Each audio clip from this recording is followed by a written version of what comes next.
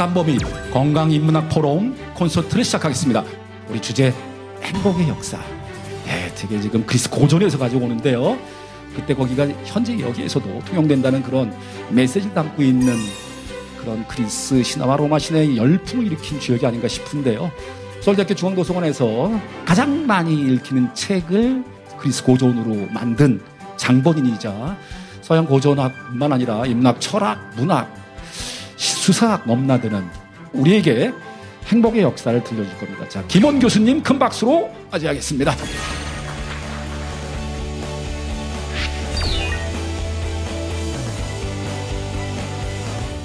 행복의 역사라는 제목을 가지고 그리스 고전에서 찾는 행복을 이렇게 가져왔는데요. 제목은 행복의 역사라고 했지만 정확하게 말하자면 행복에 관한 사람들의 생각과 말의 역사다라고 할 수 있고요. 그중에서 제가 전공했던 그리스 부분을 얘기해 보도록 하겠습니다. 플라톤의 국가부터 시작해 보도록 하죠. 플라톤의 국가의 주인공은 이제 소크라테스로 나오게 되고, 소크라테스가 자신의 동료들과 함께 대화를 나누는 내용이 있는데, 큰 주제 물음은 정의란 무엇인가 라는 주제죠. 그리고 거기에 대해서 어떻게 하면 행복할 수 있는가라는 숨겨진 질문이 또 있다고 생각할 수 있습니다.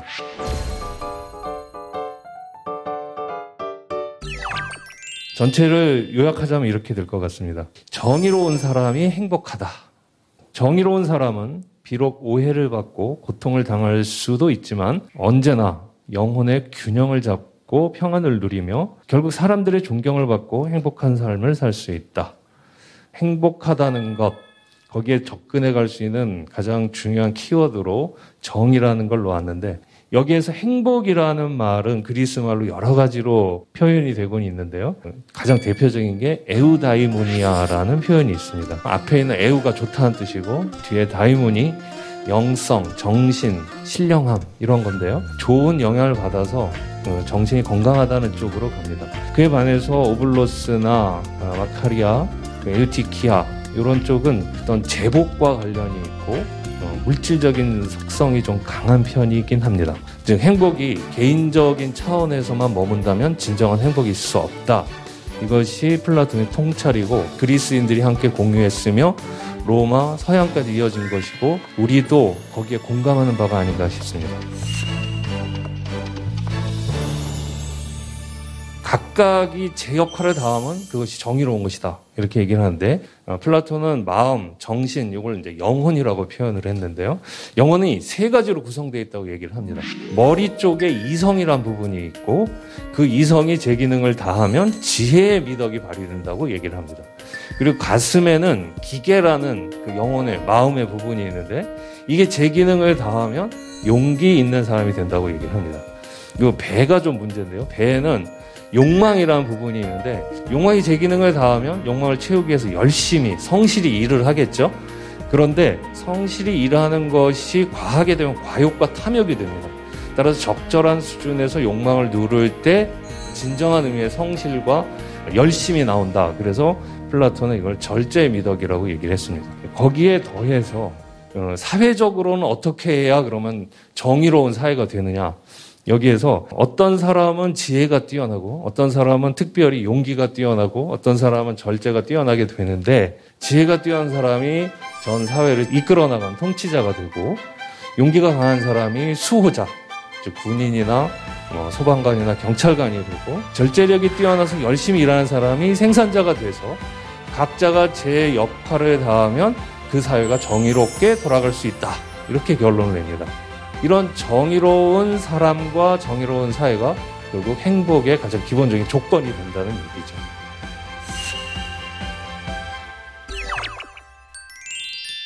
이 바티칸을 만든 사람이 율리우스 2세라는 교황이었는데, 이 교황이 업무 공간 또는 기거 공간이라고 할 수 있는 것을 만들면서 당대 최고의 건축가와 예술가를 불렀습니다. 브라만테라고 하는 건축가에게 전체 설계를 맡기고 라파엘로와 미켈란젤로에게 내부 인테리어를 맡겼는데, 그중에 라파엘로의 방 중에 스텐자 델라 세냐투라, 서명의 방, 다른 말로 하면 결제하는 방이라고 할 수 있죠. 이 결제하는 방이 상당히 유명합니다.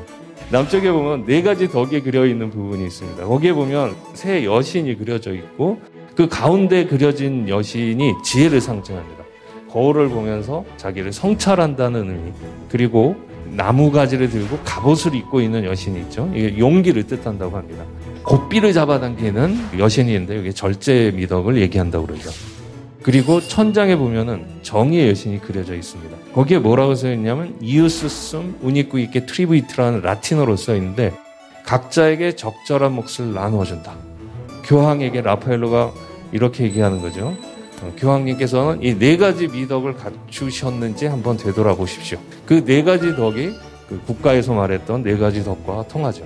그리스의 철학자의 얘기가 서양 역사에 면면이 흐른다는 걸 알 수 있고, 이렇게 갖추었을 때 전체적으로 정의로운 판단을 내릴 수가 있고, 정의로운 판단은 사람들을 행복하게 할 수 있다, 이런 말을 얘기할 수 있습니다.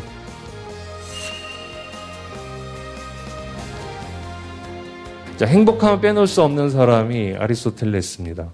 아리스토텔레스의 니코마코스 윤리학에는 이런 말을 합니다. 자, 그러면 지고에 갇힌 그 행복에 이르려면 인간에게 가장 필요한 것이 뭐냐?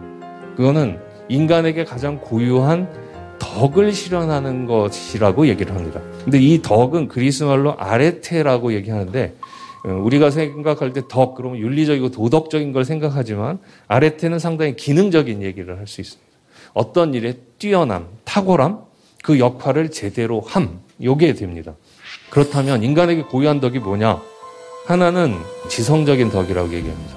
그래서 각자의 영역이 있죠. 거기서 탁월하게 되는 게 행복의 조건이라는 얘기를 해줍니다. 또 하나는 품성적 덕이라는 얘기를 하는데, 인간이 인간으로서 제구실을 다할 때, 우리는 그걸 이제 도덕적인, 윤리적인 거라고 얘기할 수 있죠. 아이들에게 얘기하면 아주 간단합니다. 야, 공부도 잘하고 착한 사람 되라. 이러면 행복해진다. 제가 제 일을 잘하고 다른 사람과 좋은 관계를 얻는다면 그것이 행복해질 수 있는 길이 되겠죠. 제 일도 잘 못하고 다른 사람과 불편한 관계를 맺는다면 그거야말로 불행해질 수 있겠구나라고 예감할 수 있는 부분이 되죠. 그리고 이제 거기다가 더할 수 있는 게 플라톤의 얘기처럼 건강한 몸을 얘기할 수 있습니다. 아니무스 사누스 인 코르포레 사노. 아니무스 사누스, 이건 건전한 정신. 코르포레는 신체라는 뜻이고 사노는 건강한, 건전함, 이런 것입니다. 그러니까 건강한 몸에 건전한 정신. 이럴 때 행복해진다는 얘기를 할 수 있죠.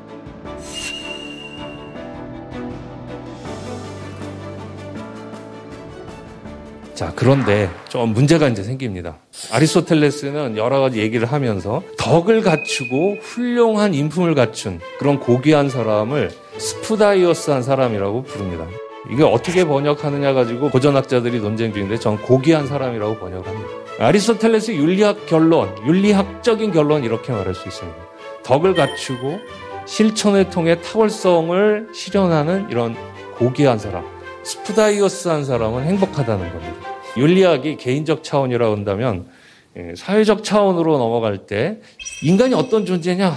그럼 다시 묻습니다. 그러면서 인간은 혼자선 못 살고 정치 공동체, 폴리스라고 할 수 있는데 폴리스 안에서 살 수밖에 없다는 거죠. 무인도에 가서 혼자 행복할 수 없다는 것, 이런 얘기를 하죠.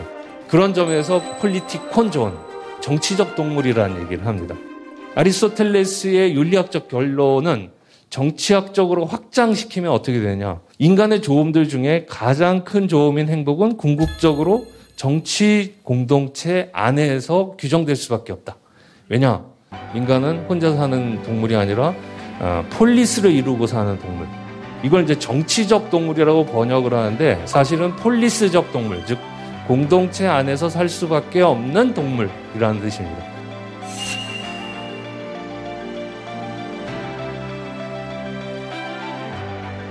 정치학, 권력을 잡기 위한 어떤 노하우 아니야? 이렇게 얘기하는데 그거는 폴리티크의 일부분이라고 할 수 있겠죠. 궁극적인 그리고 굉장히 큰 범위 내에서는 같이 더불어 잘 살아가는 기술, 이렇게 볼 수 있습니다. 그럼 정치학의 목적은 뭐냐?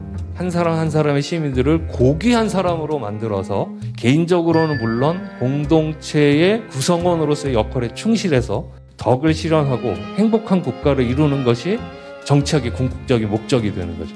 근데 이제 고민이 있습니다. 정말 정의롭고 나 잘 살고 다른 사람하고 좋은 관계 맺고 그럼 행복할까? 아리스토텔레스 똑같이 고민했습니다. 아리스토텔레스가 주목했던 게 뭐냐면 자기가 공부하고 살아가던 아테네에서 매년 공연되던 비극 작품이었습니다. 이 비극 공연대, 이게 그리스 아테네에선 최고의 축제였거든요.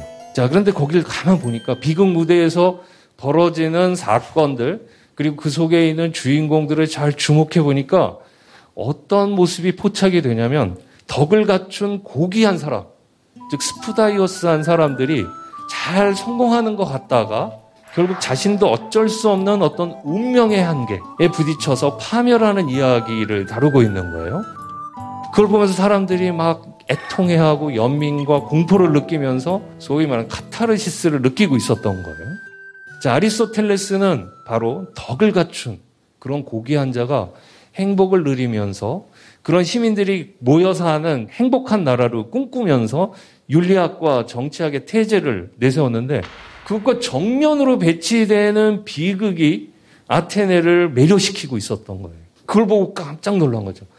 맞아, 저럴 수 있는데 내 얘기는 탁상공론이 아닐까, 공허한 이상주의자의 꿈이 아닐까, 이런 고민을 하죠. 덕을 갖춘 고귀한 사람의 불행, 파멸, 이것을 외면하지 않고 똑바로 직시한 겁니다. 그 직시하는 비극을 탐구하면서 아리스토텔레스는 아, 인생이 이런 거구나 하고 인생의 새로운 비밀에 직면하게 됐다는 거죠.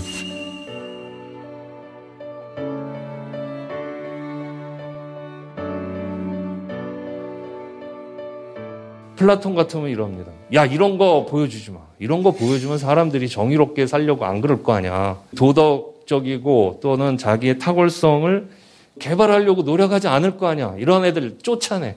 소위 말하는 시인 추방론을 주장하죠. 근데 아리스토텔레는 그러지 마세요, 선생님. 이 사람들도 인생의 또 다른 비밀을, 인생의 또 다른 진실을 얘기하는 겁니다. 우리는 고민해야겠죠. 정의롭고 탁월하고 도덕적으로 살면서도 내가 사는 것이 꼭 행복을 보장하는 것은 아닐 수 있다는, 이거 명심하고 사는 게 좋지 않습니까? 아마 아리스토텔레스는 플라톤에게 이렇게 얘기했을 겁니다. 그런 점에서 보면 아리스토텔레스를 이렇게 규정할 수 있습니다. 시학의 철학자인 아리스토텔레스, 그리고 윤리학과 정치학의 철학자로서의 아리스토텔레스. 근데 자기는 이 두 개, 어떻게 되면 서로 배치되고 모순될 수 있는 이 두 개를 함께 끌어안으면서 높은 품격을 유지하는 바로 그런 모습이었던 것 같습니다. 그 대표적인 작품이 바로 소포클레스의 오이디푸스라는 작품입니다. 자, 오이디푸스는 어떤 사람이냐? 오이디푸스는 코린토스의 왕자로 살고 있었는데 어느 날 자기의 미래에 대해서 듣습니다. 너는 아버지를 죽이고 어머니를 범할 것이다. 자, 이렇게 하고 나니까 내가 인간으로서 이렇게 살 수 있나? 그러면서 결단을 내리게 됩니다. 나는 이렇게 살 수 없다. 아버지를 죽이고 어떻게 어머니를 범하느냐? 나는 여기를 코린토스에 떠나야겠다. 그 과정에서 스핑크스를 물리치고 테베 왕이 돼서 그쪽 나라의 백성들의 존경을 받았습니다. 자신의 그 옳은 길을 가고 있으니까 신이 자기에게 행복을 내려줬나 보다. 이렇게 생각을 했던 거죠. 그러고 있는 도중에 갑자기 테베에 역병이 닥치게 되죠. 그래서 사람들이 막 죽어가니까 그 원인을 추적하고 해결해 나가야 하는 임무를 맡게 됩니다. 해결 방법이 뭐였냐면 오이디푸스가 왕이 되기 전에 왕이었던 라이오스를 죽인 자를 색출해서 그를 처단해야만 이 도시가 질병으로부터 해방될 수 있다. 이렇게 신탁이 내려진 거예요. 그래서 오이디푸스가 좋다. 내가 여러분께 약속한다. 내가 그 범인을 반드시 잡아서 그놈을 벌하고 쫓아내서 우리 도시를 깨끗하게 정화하겠다.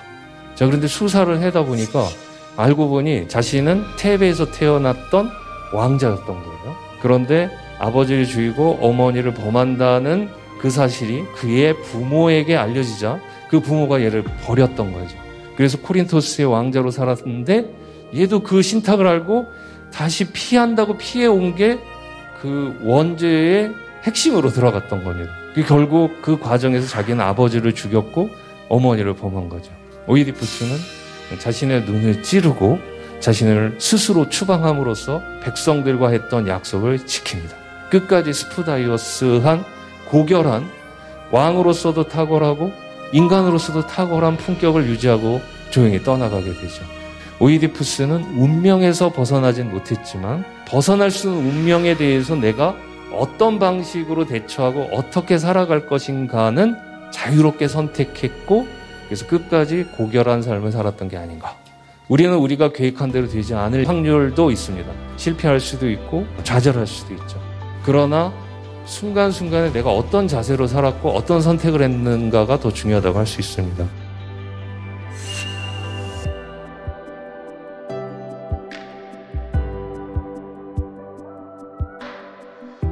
인간은 과연 행복해질 수 있을까?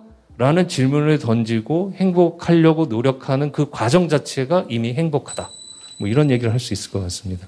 그 헤로도토스의 역사, 인간의 행복이 한 곳에 머물지 않는다는 것을 나는 잘 알고 있다. 어떤 사람이 행복한 것 같지만 어느 순간 몰락한 것 같은데 다시 행복의 길로 간다는 거죠. 국가적으로도 마찬가지라는데요. 예전에 강성했던 수많은 도시들이 지금은 미약해졌고 나의 시대에 강성한 도시들이 예전에는 미약했었다. 지금 잘 나가는 애들 꼬꾸라질 수 있고 지금 고통받는 자 일어설 수 있다.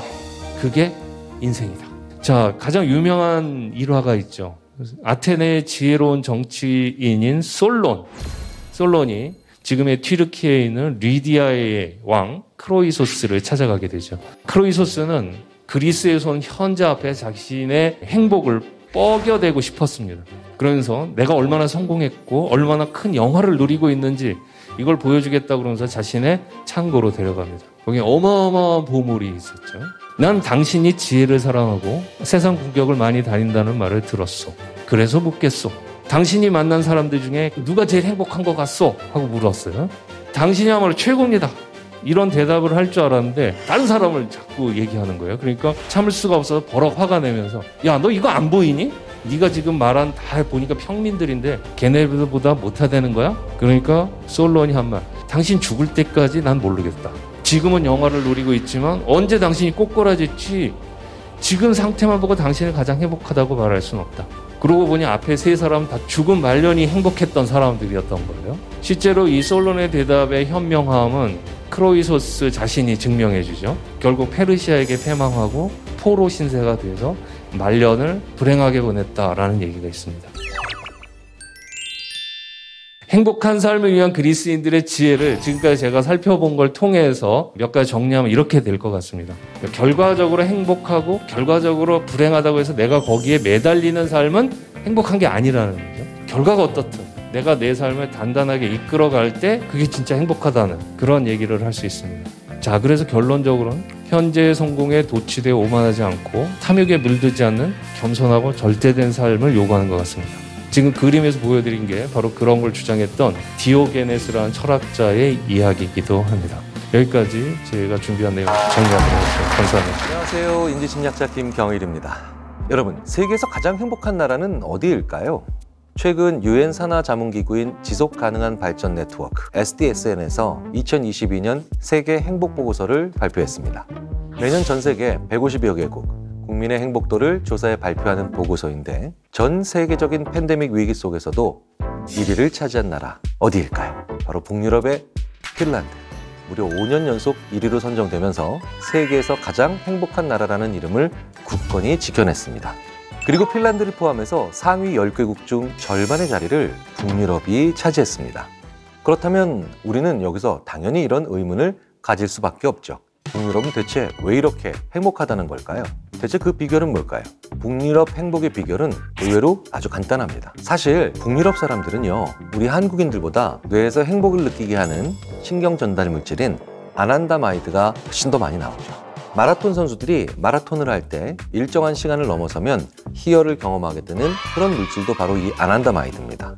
우리의 일상생활에서 공포심과 불안감을 이기게 하고 긍정적인 사고를 유발하게 하는 그런 기능이 있는 신경 전달 물질이다 보니까 이 아난다마이드가 뇌에서 더 많이 나올수록 뇌 자체가 더 행복하다고 느낄 수 있는 거예요. 다시 말씀드려서 북유럽 사람들이 행복을 느낄 수 있는 더 유리한 조건을 가지고 있다는 거죠. 그런데 여기서 주목해봐야 할 사실이 하나 더 있습니다. 이 아난다마이드를 발생시키는 특정 효소를 가진 사람의 비율을 보면 북유럽이 21%, 하지만 나이지리아는 무려 45%라는 거예요. 나이지리아가 훨씬 더 높죠. 그런데 왜 나이지리아가 가장 행복한 나라는 아니냐는 거예요. 선천적으로 뇌에서 가지고 있는 선천적 행복감뿐만 아니라 만들어낸 행복감 역시 작용한다는 겁니다. 이 결과가 말해주는 건 우리가 행복감을 느끼는 데에는 선천적인 행복감뿐만 아니라 스스로 만들어내는 행복감도 작용을 한다는 겁니다. 자, 그렇다면 북유럽에서 이렇게 만들어낸 행복감은 뭘까요? 지금 이 순간 많은 분들께서 높은 복지 수준 때문이지 라고 생각하실 거예요. 물론 그것도 이유가 됩니다. 하지만 심리학자들이 꼽은 또 다른 중요한 요소들이 있다는 거예요. 바로 바꿀 수 없는 게 있다면 그 바꿀 수 없다는 현실을 있는 그대로 받아들일 수 있는 그런 자세가 있다는 거죠. 심리학적으로 인간이 가장 불행할 때가 언제일까요? 바로 바꿀 수 없는 걸 바꾸려고 할 때입니다. 그러니까 바꿀 수 없는 것 또는 바꿀 필요가 없는 것, 이런 것들에 대해서는 바꾸려 하지 않는 것도 행복에 있어서는 굉장히 중요한 요소가 된다는 겁니다. 그러고 보니 북유럽 사람들은요, 거리부터 시작해서 일반적으로 쓰는 물건도 정말 자주 안 바꿔요. 무언가를 오랫동안 그대로 유지할 수 있는 그런 무언가에는 심리적으로 우리에게 행복감에 영향을 미치는 요소들이 있다는 겁니다. 그리고 이 점에 대해서 아주 열심히 연구한 유명한 심리학자가 있죠. 바로 하버드 대학의 심리학자 댄 길버트. 댄 길버트 교수는요, 하버드 졸업반 학생들을 모아놓고 암실에서 사진을 현상하는 수업을 진행합니다. 그리고 난 다음 졸업반 학생들에게 이렇게 말합니다. 자, 여러분 이제 곧 하버드를 졸업합니다. 캠퍼스에 여러 추억이 있을 텐데요.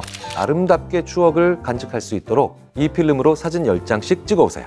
그래서 학생들은 10장의 사진을 찍어옵니다. 그리고 난 다음 사진을 찍어온 학생들에게 자기가 찍어온 10장 중에 마음에 드는 사진 3장씩 고르라고 했어요. 그런데요, 어떤 학생들은 자기가 고른 사진을 언제든 기한 내에 바꿀 수 있다고 말해줍니다. 나머지 절반의 학생에게는요, 댄 길버트 교수 앞에서 3장을 고르면 나머지 7장을 쇠절기에 놓고 갈아버려요. 그렇다면 어떤 학생들은 내가 지금 3장을 골랐지만 다른 7장과 얼마든지 바꿀 수 있어 라고 생각할 테고, 두 번째 그룹 학생들은 자기가 고른 3장을 이제 결코 바꿀 수가 없다라는 생각을 하게 되겠죠. 어쨌든 이 두 그룹 모두 지금 이 순간 자기가 제일 좋아하는 사진 3장씩을 가졌습니다. 어느 그룹이 더 이 3장에 만족할까요? 어떤 그룹이 자기가 고른 이 3장의 사진을 좋아하고 그 선호도를 유지할까요? 그래프를 보시면 알겠지만 처음에는 선호도의 차이가 크게 나지 않고 비슷합니다. 하지만 2, 3일이 지나면서부터 그 선호도의 차이가 확연하게 달라지죠. 나는 언제든지 바꿀 수 있다라고 생각한 친구들은 자기가 최초에 선택한 사진 3장에 대한 선호도가 점점 더 떨어집니다. 내가 가진 사진을 언제든지 바꿀 수 있다고 생각하니까 지금 가진 사진에 대한 선호도가 자꾸 떨어진다는 거예요. 하지만 사진을 바꿀 수 없다라고 하는 걸 알고 있는 학생들은 자기 사진에 대한 선호도가 유지되거나 심지어 또 올라가기도 하죠. 바로 이런 실험을 통해서 간접적으로나마 북유럽이 왜 더 행복에 유리한가를 알 수 있죠. 사실 북유럽의 교육과 문화를 보면 바꿀 수 없다라는 것을 확실히 알고 있다면 그것을 받아들이고, 그리고 심지어 패배 같은 것도 빨리 인정하도록 하죠. 이건 상황에 굴복하라는 것과는 다릅니다. 현실을 인정하고 받아들이는 것에 있어서 그것도 굉장히 중요한 미덕이라는 걸 알려준다는 거예요. 그리고 그걸 바꿀 수 없다는 것으로 인지하고 받아들이면 행복감은 이렇게 만들어지면서 확실히 높아질 수밖에 없게 되거든요. 하지만 누군가가 여러분께 이렇게 얘기하신다면 어떨까요? 현실을 인정하고 받아들여. 그건 어차피 바꿀 수 없는 일이야. 저를 비롯한 많은 한국인들께서는 이럴 때 의지를 불태우시죠. 우리는 어릴 때부터 이렇게 배웠거든요. 안 되면 되게 하라. 자, 그러다 보니 바꿀 수 없는 일에 대해서도 이를 악물고 바꾸려고 합니다. 심리학에서 가장 인간을 불행하게 만드는 행동, 바꿀 수 없는 걸 어떻게든 바꿔보려고 하는 거겠죠. 당연히 행복의 조건과는 거리가 멀어질 수밖에 없게 됩니다. 하지만 이렇게 불굴의 자세를 가지면서 우리는 엄청난 성과를 만들어냈죠. 그러니 우리의 성과와 눈부신 성장에 행복으로부터 멀어지는 건 어떻게 보면 동반자 같은 그런 관계가 아닌가 싶기도 합니다. 그리고 한국인이 행복하기 힘든 또 다른 이유가 있죠. 처음부터 말씀드렸던 뇌에서 행복을 만들게 하는 물질 아난다마이드, 이 분비량 자체가 한국인은 매우 적습니다. 북유럽이 평균적으로 21%, 나이지리아가 45%, 그런데 한국은 겨우 14%에 불과하거든요. 즉, 뇌 자체가 선천적으로 행복을 잘 느끼기 어려운 그런 구조라는 뜻이 됩니다. 이 말씀을 들으시면서 어쩐지 내가 행복하기가 그래서 힘들구만 이러면서 스스로 위안을 삼으시거나, 아니 왜 우리 뇌는 그따위로 타고난 거야? 라고 하면서 분노하시는 분들도 계실 겁니다. 하지만 제가 이런 내용을 말씀드리는 이유는 선천적으로 행복하기 힘드니까 그냥 포기하세요, 이런 말씀 드리려고 하는 게 절대 아니죠. 힘드니까 그만큼 더 노력을 할 필요가 있다는 겁니다. 자, 그렇다면 행복하려면 뭘 해야 하는 걸까요? 정말 궁금한 분들이 많이 계실 겁니다. 그렇다면 저는 오히려 여러분께 이 질문을 먼저 드리고 싶습니다. 당신의 행복은 뭔가요? 당신의 행복은 뭘까요? 지금 이 질문에 대답이 쉬우신가요? 우리가 행복하기 힘든 이유 중에 하나가 바로 여기에 있습니다. 한국은 행복에 대해서 자기 자신이 정의를 내릴 수 있는 사람이 많지 않기 때문이라는 거예요. 그렇다면 스스로 뭐가 행복인지도 모르면서 대체 어떻게 행복을 찾냐는 거예요. 목적지도 없으면서 무조건 어디론가 가야 한다는 것과 크게 다를 바 없다는 거죠. 그렇다면 어떻게 해야 할까요?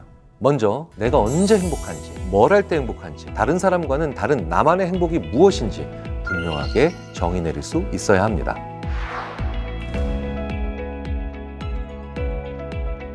내가 무언가를 잘 못하더라도, 심지어는 결과가 그다지 괜찮지 않다 하더라도 무언가를 할 때, 정말 이걸 할 때 내가 즐거워?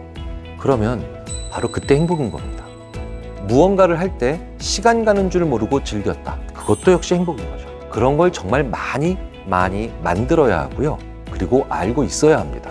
그렇기 때문에 제가 정말 많이 늘 강조드리는 말씀이 있죠. 사실은 저뿐만 아니라 많은 심리 분야 연구자들이 강조드리는 말이기도 합니다. 우리 뇌는 행복의 크기보다 빈도에 더 민감하게 반응합니다. 그러니까 내가 행복할 수 있는 다양한 방법들을 알아내야 한다는 거예요.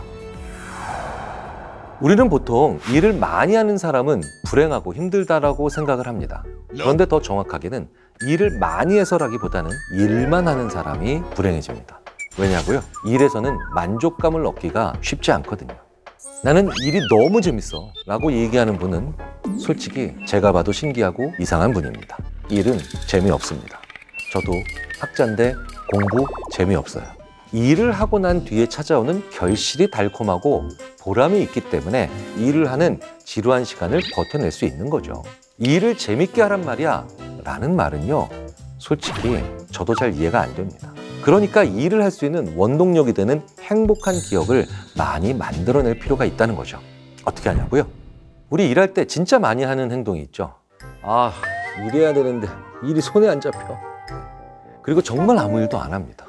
그냥 일을 해야지 라고 하는 그 무게감이나 부담감에 빠져서 정작 아무 일도 못하면서 계속해서 시간이 흘러가고요. 그러면서 나는 점점 더 나는 왜 이럴까? 이번 생은 폭망인가? 계속 이런 얘기를 해요. 그런데 이럴 때는요, 과감하게 내가 진짜 좋아하는 일, 내가 행복감을 느끼는 일을 딱 30분만 하고 나서 일에 집중하자. 차라리 이게 훨씬 더 효율적인 생각이 됩니다.